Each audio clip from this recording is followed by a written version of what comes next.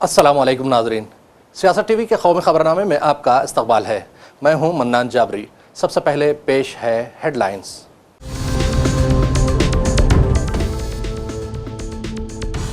इस्लामाबाद में America Iran मुज़ाकरात का आगाज।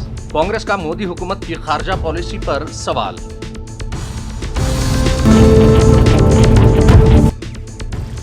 तवानाई, दिफा और तिजारती सलामती के ताल्लुक से हिंदुस्तान की सरगर्मियां तेज। वज़ीर ख़ारजा जयशंकर UAE पहुंच गए।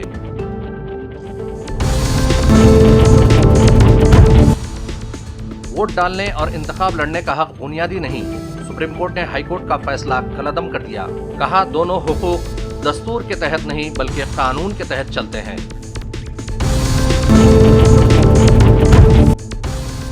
और मथुरा में अलमनाक हादसा, नदी में कश्ती उलटने से 10 अकीदतमंद और सयाहों की मौत, कई लापता। तलाशी मुहिम जारी। वज़ीर आज़म नरेंद्र मोदी का इजहार अफसोस।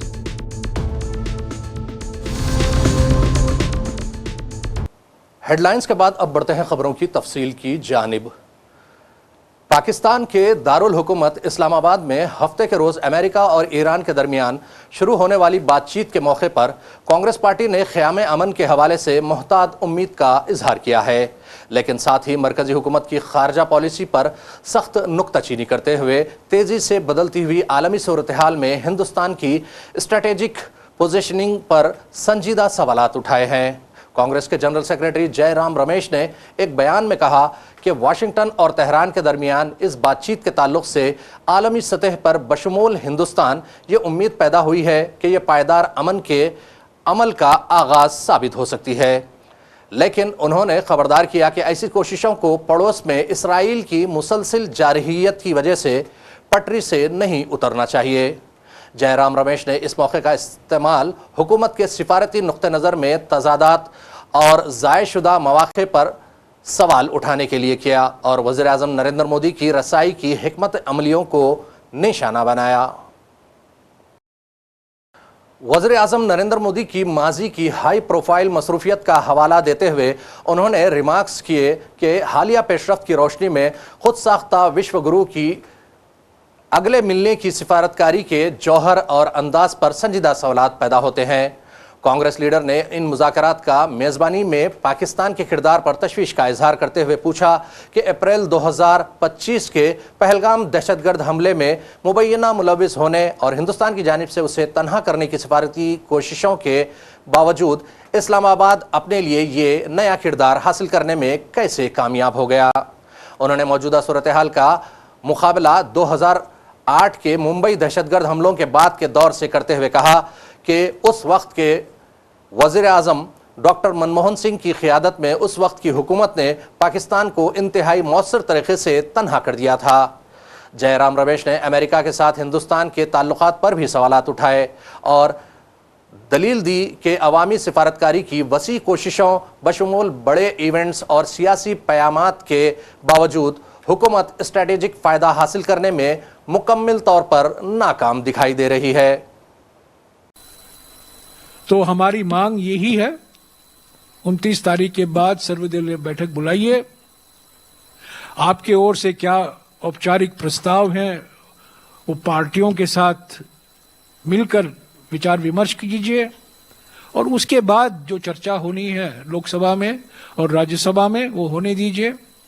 3 दिन, 4 दिन, 5 दिन विशेष सत्र या मॉनसून सत्र वो बाद में सोचा जा सकता है, पर पहला कदम सर्वदलीय बैठक होने का पहला कदम है और ये चुनाव प्रचार के बाद ही होना चाहिए। और जैसा कि मैंने कहा, विपक्ष के सारे नेताओं का एक बैठक होगा और 16 तारीख को जब लोकसभा और राज्यसभा की बैठक होगी उसी दिन फ्लोर लीडर्स की भी बैठक होगी, पर उसके पहले पार्टी के नेताओं की एक बैठक कांग्रेस अध्यक्ष बुलाएंगे। मैं समझता हूं 15 तारीख को होगा। तो ये मुद्दे थे आज और हमारे कांग्रेस पार्टी की ओर से हमारी रणनीति क्या होनी चाहिए, इस पर विचार विमर्श हुआ और सब लोग एक मत के थे, एक राय के थे कि इसमें जल्दबाजी नहीं होनी चाहिए। महिला आरक्षण अगर सरकार चाहती है वो कर सकती है, क्योंकि ये संविधान में 3 साल पहले संशोधन किया गया था। पर जिस तरीके से परिसीमन करना चाहती है वो गलत तरीका है, वो संवैधानिक तरीका नहीं है, कानूनी तरीका नहीं है, ये मनमर्जी तरीका है। और जो आंकड़े दिए जा रहे हैं, ये किस आधार पर ये आंकड़े इन्होंने तय किया है, इसकी भी कोई जानकारी नहीं है। शुक्रिया। कांग्रेस के सीनियर लीडर सलमान खुर्शीद ने भी अमेरिका ईरान जंग के मामले में पाकिस्तान की सालसी पर रद्द अमल जाहिर किया है। उन्होंने कहा कि मोदी के इख्तिदार में आने के बाद मुल्क की खारजा पॉलिसी मुतासिर होकर रह गई। बात तो बहुत सीधी सीधी है कि बातचीत से कुछ अगर निकलता है हल तो फिर मामला संभल जाएगा, और अगर बातचीत नहीं हो पाती, ठीक से नहीं हो पाती, या एक दूसरे की बात वो नहीं समझते, नहीं मानते, तो फिर तो कुछ ना कुछ बिगड़ेगा। लेकिन फिर से युद्ध होगा नहीं होगा आज कहना तो संभव नहीं है, इसलिए कि युद्ध का विरोध भी दुनिया में बहुत जगह हो रहा है। यूरोप में हो रहा है, अमेरिका में के आवाम के बीच में युद्ध का विरोध हो रहा है। तो युद्ध का विरोध तो चारों तरफ है, इजराइल तक में युद्ध का विरोध हो रहा है। तो उसके बाद जो वहाँ की जो लीडरशिप है वो हिम्मत कर पाएगी कि फिर से युद्ध करें, ये जानते हुए कि दुनिया पर इतना दुष्प्रभाव इसका पड़ा है, हमारे देश पे पड़ा है, पूरी दुनिया पे पड़ा है। कीमतें बढ़ रही हैं, ईंधन नहीं मिल रहा है, फर्टिलाइजर पर और आयात पर, ट्रेड पर, हर चीज़ पे एक बहुत बुरा असर पड़ रहा है। तो बहुत हिम्मत होगी उन लोगों की जो फिर से युद्ध में जाना चाहेंगे। हम तो चाहते हैं कि युद्ध ना हो, हम चाहते हैं कि अमन और शांति रहे, लेकिन इस समय दुर्भाग्यपूर्ण बात यह है कि हमने वो अपना रोल जो हमको अपनाना चाहिए था और जो हमको हमेशा विश्व ने जिस रोल में हमारा सम्मान किया है कि हम शांति दूत बनते हैं, हम सही परामर्श देते हैं दुनिया को, या कहीं पर कोई बिगड़ती है बात तो उसको संभालने का प्रयास करते हैं। तो वो जो पेशकश हम कर सकते थे या हमको करनी चाहिए थी वो इस सरकार ने नहीं की, और बिल्कुल एक स्पेक्टेटर बन के, मुख्य दर्शक बनकर सरकार खड़ी रही। अगर हुआ तो सिर्फ इतना हुआ कि हमको थोड़ी राहत मिल जाए, किसी राहत के लिए दो कश्ती हमारी निकल आए, उनको ना रोका जाए, सिर्फ इतनी बात हमने करी। लेकिन हमको इससे ज़्यादा बड़ी हिम्मत दिखानी चाहिए थी, और उससे ज़्यादा बढ़कर हमको इसमें अपना रोल दिखाना चाहिए था। वो हमने, दुखद बात यह है कि हमने नहीं दिखाया। देखिए, अगर जिन लोगों को करना चाहिए और जिनकी क्षमता है और जिनका अधिकार बनता है वो ना करें तो कोई ना कोई तो करेगा। अगर हमने धरती छोड़ दी, हमने ज़मीन छोड़ दी, तो उस ज़मीन पर कोई और तो कब्जा करेगा। एक दुनिया के लिए एक बहुत ये क्या कहें, बहुत कठिन सी बात है, और कि जिन लोगों ने हिंसा को बढ़ावा दिया, जिन्होंने आतंकवाद को बढ़ावा दिया, वो आज शांति का संदेश लेकर बैठे हैं लोगों की बातचीत कराने के लिए। तो ये एक दुख का विषय तो है, विडंबना है, लेकिन अब जो वास्तविकता है वो हमारे सामने है। हम तब भी चाहेंगे कि अगर ये युद्ध विराम जो हुआ है ये और बढ़ जाए और ये युद्ध विराम जो है वो पक्का हो जाए, तो दुनिया में बहुत लोग इसका फायदा उठा सकेंगे। लेकिन अब हमारी इसमें कोई मध्यस्थता नहीं है, हमारा इसमें कोई योगदान नहीं है, तो हम क्या कहें कि यही कह सकते हैं कि काश हमारी सरकार ने कुछ किया होता। मशरिक़ वस्ता यानी मिडिल ईस्ट में जारी कशीदगी और जंग के दरमियान हिंदुस्तान ने तवानाई, दिफा और तिजारती सलामती के हवाले से अपने सिफारती इक़दाम तेज़ कर दिए हैं। इस सिलसिले में सेक्रेटरी खारजा विक्रम मिस्री इतवार से पेरिस और बर्लिन का सैर-ए-ज़ा दौरा शुरू कर रहे हैं। इससे पहले वो अमेरिका का दौरा कर चुके हैं। अब वो यूरोप के 2 अहम ममालिक में हिंदुस्तान के मफादात को मुस्तहकम करेंगे। इसी दौरान वज़ीर ख़ारजा एस जयशंकर मुत्तहिदा अरब अमारात यानी UAE पहुंच चुके हैं, जहां वो तवानाई और स्ट्रैटेजिक शराकतदारी पर बातचीत करेंगे। उधर मगरबी बंगाल में असेंबली इंतखाबात 2026 के लिए इंतखाबी मुहिम अपने उरूज पर पहुंच चुकी है। इस सिलसिले में सियासी पार्टियों के दरमियान एक दूसरे पर सबकत हासिल करने के लिए इल्ज़ाम तराशियों का दौर भी जारी है। इसी दौरान मरकजी वज़ीर दाखिला अमित शाह ने एक बार फिर मगरबी बंगाल में दरअंदाजी का मामला उठाकर इसके लिए ममता बनर्जी हुकूमत को जिम्मेदार ठहराया। वहीं TMC के सीनियर लीडर और लोकसभा में MP अभिषेक बनर्जी ने अमित शाह को सख्त तनखीद का निशाना बनाया। उन्होंने बांग्लादेश से दरअंदाजी पर अमित शाह के तबसरों पर जवाबी हमला करते हुए बांग्लादेश की माजूल वज़ीर आज़म शेख हसीना का भी जिक्र किया। सुप्रीम कोर्ट ने एक बार फिर वाज़े किया कि न तो वोट देने का और न ही इंतखाब लड़ने का हक बुनियादी हक है। अदालत उज़्मा ने कहा कि ये दोनों हक अलग अलग हैं और मुकम्मल तौर से कानून के तहत चलते हैं, न कि दस्तूर के तहत बुनियादी हुकूक के तौर पर। जस्टिस BV नगर थना और जस्टिस महादेवन की बेंच ने राजस्थान की ज़िलाई दूध यूनियनों के इंतखाब से मुताल्लिक़ एक तनाज़े की समाअत के दौरान ये तबसरा किया। यह फैसला जस्टिस महादेवन ने लिखा।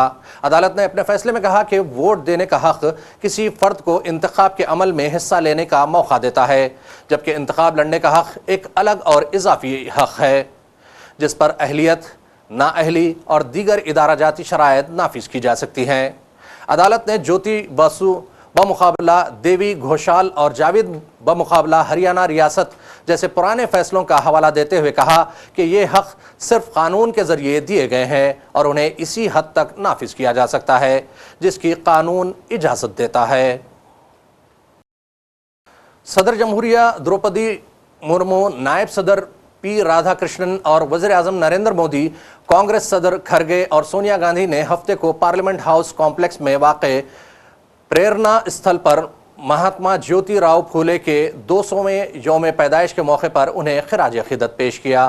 महात्मा फूले के 200वें यौम पैदाइश के मौके पर लोकसभा स्पीकर ओम बिरला, राज्यसभा की डिप्टी चेयरमैन हरिवंश, सेहत व ख़ानदानी बहबूद के वज़ीर JP नड्डा, समाजी इंसाफ और तफवीज़ इख्तियारात के वज़ीर वीरेंद्र कुमार, लोकसभा में अपोजिशन लीडर राहुल गांधी, मरकज़ी वज़ीर अर्जुन राम मेघवाल, अरकान पार्लियामेंट, साबिक़ अरकान पार्लियामेंट, लोकसभा के general secretary mister Utpal Kumar Singh और दीगर मोअज़्ज़िज़ शख्सियात ने भी उन्हें गुलहाए अक़ीदत पेश किए। महात्मा ज्योतिराव फूले 19वीं सदी के हिंदुस्तान के अहम समाजी मुस्लिहीन में से एक थे। अमेरिकी खलाई इदारा नासा का तारीखी आर्टेमिस मिशन सेकंड कामयाबी से मुकम्मल हो चुका है। इस मिशन के तहत ओरियन स्पेस क्राफ्ट ने 11 अप्रैल यानी आज सुबह 5:37 पर अमेरिका के शहर सैन डियागो के साहिल के करीब बहरे काहिल में बहिफाजत लैंडिंग की। चारों खलाबाज चांद के गिर्द चक्कर लगाकर खैरियत से ज़मीन पर वापस आ गए। ये मिशन गुज़िश्ता 54 बरसों में इंसानों को चांद के करीब ले जाने वाला पहला अमला बरदार मिशन बन चुका है। खलाई जहाज के समंदर में उतरने के बाद रेस्क्यू टीमें फौरी तौर पर उसकी जानिब रवाना हो गई। ओरियन स्पेस क्राफ्ट इस वक्त एयर बैग्स की मदद से पानी पर तैर रहा है और तमाम खलाबाज मुकम्मल तौर पर महफूज व सलामत है। उधर उत्तर प्रदेश के मथुरा ज़िले में वाक़े यमुना नदी में एक अफसोसनाक हादसे में अक़ीदतमंद और सयाहों को ले जाने वाली एक कश्ती उलटने से 10 अफराद की मौत हो गई और कई लापता हो गए। ये इत्तला एक सीनियर अफसर ने दी है। उन्होंने कहा कि रेस्क्यू ऑपरेशन जारी है।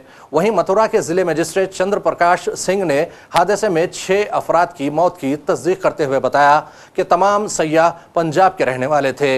यमुना में कश्ती उलटने से पेश आने वाले हादसे में अब तक 10 मर्द व ख़वातीन की नाशें निकाली जा चुकी हैं। कश्ती में सवार 37 अफराद में से 5 अफराद अभी भी लापता है। इंतज़ामिया ने उनकी तलाश के लिए सर्च ऑपरेशन शुरू कर दिया है। अफसरान ने बताया कि ये अक़ीदतमंद लुधियाना और पंजाब के दीगर शहरों से आए तकरीबन 150 अफसरान पर मुश्तमिल एक बड़े ग्रुप का हिस्सा थे। उन्होंने बताया कि यह हादसा केसी घाट के करीब उस वक्त पेश आया जब कश्ती गहरे पानी में दाखिल होने के बाद तैरते हुए पुल के एक हिस्से से टकरा गई। देखिए लगभग 2:15 बजे ये बंसीवट और केसी घाट के बीच में यमुना नदी पे जहाँ पॉन्टून पुल है वहाँ पे एक नाव दुर्घटनाग्रस्त हुई जिसमें लगभग 25 से 27 लोग बताए जा रहे हैं। अभी एग्जैक्ट नंबर जो लोग हैं उनसे बातचीत करके कंफर्म किया जा रहा है। टकराने का जो प्रथम दृष्टया कारण अभी तक लोग जो बता रहे हैं वो था कि पॉन्टून पुल से टकराकर ये घटना हुई है। उसमें अभी तक 10 डेड बॉडीज रिकवर की जा चुकी हैं। फायर सर्विस की टीम, पुलिस की टीम, स्थानीय गोताखोर, स्थानीय नाविक सभी लोग यहाँ पे राहत और बचाव कार्य में लगे हैं। एनडीआरएफ और एसडीआरएफ की टीमें भी अपने नियत स्थान से रवाना है, जल्द ही जल्द वो भी वहाँ पहुँच जाएंगी। जो भी मिसिंग लोग हैं उनकी तलाश जो है की जा रही है और जो स्थानीय, जैसा मैंने बताया, स्थानीय पुलिस, गोताखोर, प्रशासन की पूरी टीम यहाँ पे है। मेडिकल टीम जो भी रिकवर की जा रही है, जो जीवित लोग निकले हैं उनको उपचार हेतु अस्पताल में भिजवाया गया है। तो मेडिकल टीम, प्रशासन की टीम, पुलिस टीम, ये सारी जो प्रशासकीय विभाग हैं उनकी टीमें लगातार कोऑर्डिनेट करके इस सर्च एंड रेस्क्यू ऑपरेशन को कंप्लीट कर रही है। जल्दी हम जो भी मिसिंग लोग हैं उनको भी रिकवर कर लेंगे। ये यमुना नदी में वृंदावन और ये माठ क्षेत्र है, उसके बीच में केसी घाट और बंसीवट है, उसके बीच में एक ये नाव का हादसा हुआ है। इसमें एक नाव डूब गई है और अभी तक इसमें से 22 लोगों को बाहर निकाला गया है और जिनको तत्काल यहाँ एम्बुलेंस और 8 पीआरबी हमारी पहुंची थी, उनके माध्यम से तत्काल हॉस्पिटल भेजा गया है। अभी देखा जा रहा है उसमें से कितने लोग सुरक्षित हैं, कितने लोगों का दुर्घटना मृत्यु हुई है, ये भी देख रहे हैं। अभी आपको अपडेट करते हैं। सर, हादसे की वजह क्या निकल कर कुछ सामने आ रही, जो प्रत्यक्षदर्शियों ने बताया है?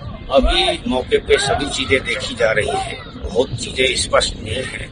एक पैंटून पुल है, ये कुछ डिस्टर्ब था, इसलिए पैंटून पुल का कुछ ये मरम्मत का कार्य एजेंसी कर रही थी, उसी को लेकर के संभवतः कुछ हादसा हुआ है। सभी तथ्यों के भी गहन छानबीन कर रहे हैं और आपको विस्तृत अपडेट। और आखिर में फिर एक मर्तबा नजर डालते हैं हेडलाइंस पर।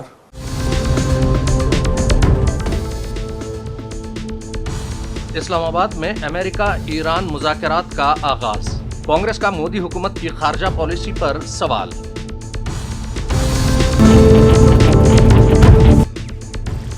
तवानाई, दिफा और तिजारती सलामती के ताल्लुक से हिंदुस्तान की सरगर्मियां तेज। वज़ीर खारजा जयशंकर यूएई पहुंच गए।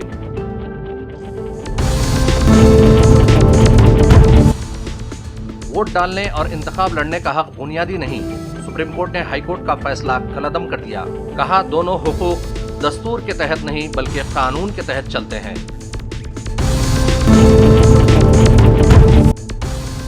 और मथुरा में अलमनाक हादसा, नदी में कश्ती उलटने से 10 अकीदतमंद और सयाहों की मौत, कई लापता। तलाशी मुहिम जारी। वज़ीर आज़म नरेंद्र मोदी का इजहार अफसोस।